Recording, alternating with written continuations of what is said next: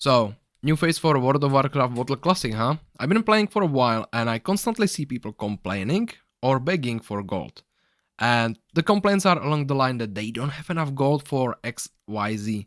So I decided to put together this rather easy to follow list of top 5 lazy ways to make gold. And before we start, just quick disclaimer, most of these can be followed regardless of the community on your realm, but some points might be realm dependent because they are based on selling stuff on auction house.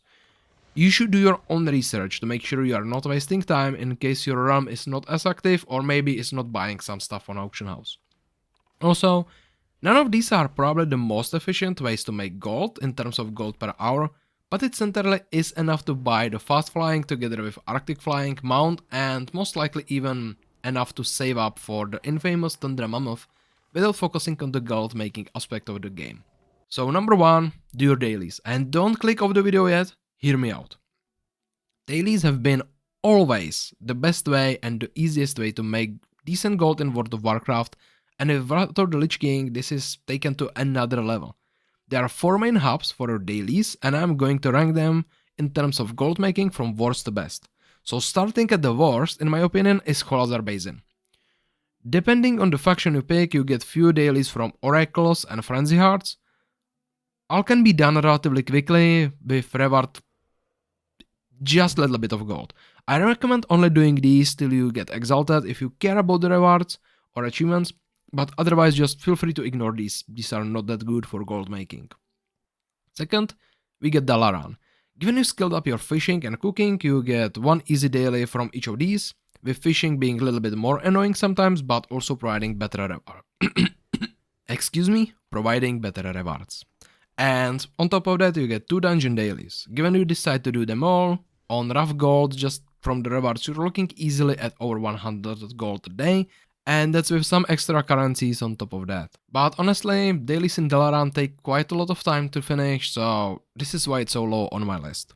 Third, we get Grizzly Hills, the dreaded PvP dailies. On my realm, almost nobody is doing these anyway, so most of the time you won't be attacked. So yeah, there is no hurt in doing them if you are desperate for gold. There is like 10 dailies which can be done, each rewarding roughly 15 gold, and you can do them in just few minutes.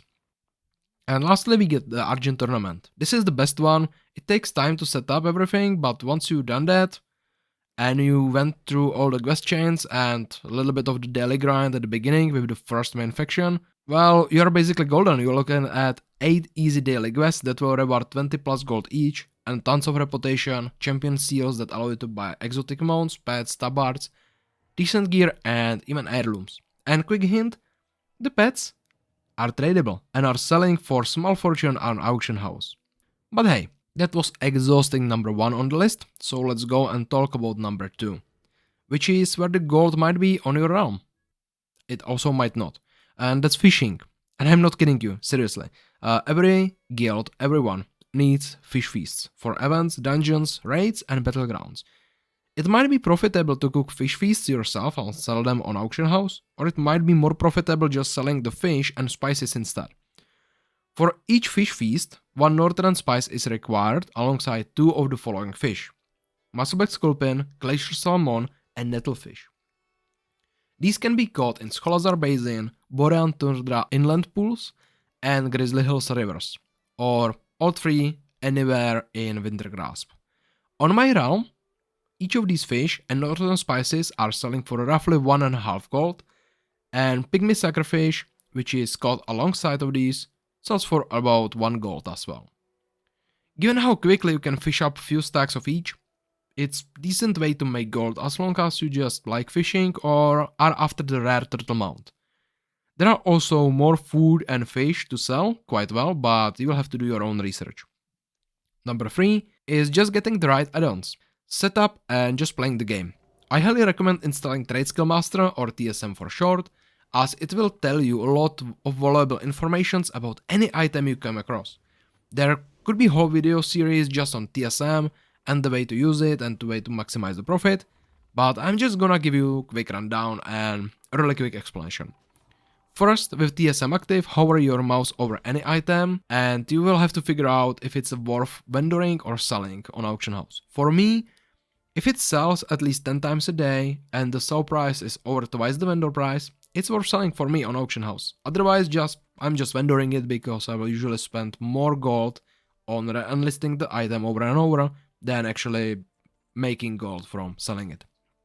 Second, get the biggest bags you can and keep anything you don't want to sell in your bank. Getting 4 20 slot bags is easy these days, and it just might set you back by 1 or 200 of gold for each bag, but it will easily pay for itself. Then just loot everything while playing. Never throw anything away that can be sold to vendors or on auction house. Even if it's just few silvers, it will add up over time. And lastly, never just pass on loot in dungeons. I'm not saying you should be ninja looting, never do that, but always roll greed. Greed is there for people to roll on stuff they intend to sell or disenchant, so use it. That's given the party is not running some custom rules. Always listen to the leader explaining rules, should there be some. Number 4. On the topic of disenchanting, do that. Never ever sell your greens and binds on equips again. Ask some enchanter or skill up your own enchanting and just disenchant everything and anything you come across that would usually go to vendor. This can, in most cases, increase the gold gain up to 10 times for the items. The enchanting materials have no vendor price as well, and as such will be listed on auction house for free, so you will literally never lose gold selling these on auction house. Just don't forget to tip the enchanter if you get someone else to disenchant it for you. And finally we get the number 5, which is not really the best way, but it's like the thing that everyone forgets about. Take the insignias in battlegrounds if you are a PvP player. I'm not saying you should ignore the whole battleground and just keep picking insignias for silver, but if you're done fighting, still stuck in the combat for the odd second or two, and there are 2 corpses of the opposing faction lying on the ground, click on them and take the easy silver. You won't be able to mount in this time anyway. This is especially a good thing to do in Wintergrasp, where each corpse can contain anywhere from 50 silver to almost 2 golds. And it's a good habit to get into for hunters and rogues, because these are the 2 classes that still have to spend gold to be even able to fight. It's not gonna make you rich by any means, but it will pay for your poisons, arrows and potions and flasks. And I do have 2 last honorable mentions, because these cannot be replicated indefinitely. The first one is just finish your Northrend quests and do seasonal events. It's been always the case, but these days especially. Just finishing Northrend will give you about 5000 gold per character and some special rewards along the line that can be vendored or sold on auction house. And right now there is Midsummer Festival that will give you easily 1000, but more likely more gold just for honoring and desecrating the flames.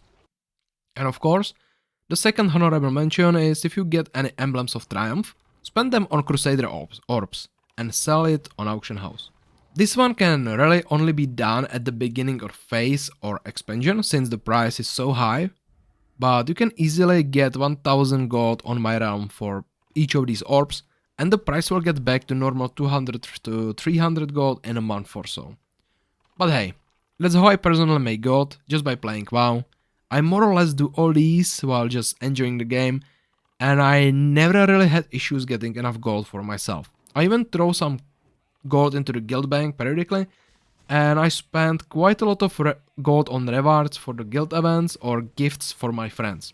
Sure, I don't have hundreds of thousands of gold like some other players do, but I don't enjoy just hoarding gold, I want to play the game as well. Anyway, I hope you enjoyed this video, I hope it was sort of helpful to you.